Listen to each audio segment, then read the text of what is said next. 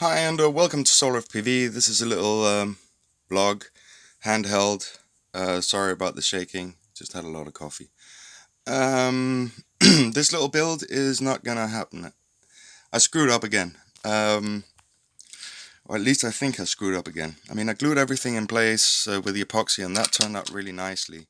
But while trying to solder after everything dried, same thing happened again. The inverted RX pad for the S-Bus FR XM Plus receivers. That pad, it just seems like the trace is so thin over to one of these little resistors, and yeah, it just flew off again. I know these aren't really that pretty solder joints. I'm sorry, but so I've still got a lot to work on. I mean, I haven't had any problems with any of the other pads, so I've actually contacted Banggood, and I'm trying to get in contact with flywhoo to kind of see if they actually have a production problem with regards to the pads, gluing on the copper pads and stuff like that. I don't know. I don't know if I'll get an answer. I ordered a new one. I mean, this little drone here, it's gonna be the most expensive drone I think I've ever built, and it's only a little 2 inch, so that's pretty ridiculous. Yeah, I'm not the best at soldering. I don't have the best steady hands, and sometimes I crank my iron up too high, and sometimes I forget to use flux. But at least, I mean, I have soldering which has flux on the inside, so um, with a resin core. Uh, yeah, there's not much else to say. It really, really sucks. But I guess it's like one of my good friends. He said the other day in a YouTube video that it's just you pick up one stone a day, and with each step, each small step becomes the larger step. So I'm definitely not the best at soldering these small things, but I want to be really good so I can just do it like I've seen other people do it. So I'm working on it. And yes, I should probably be practicing on something else, but it's not like I haven't practiced. I mean, I have a lot of drones, all these small ones with very small pads and everything, and they're all flying and they're all doing good and they've been repaired. And I also have that one, it's so it's not like it's just an that's it's just nice and shiny, solder joints everywhere, and no issues. I haven't had any issues with the pads falling off. It's just with this one.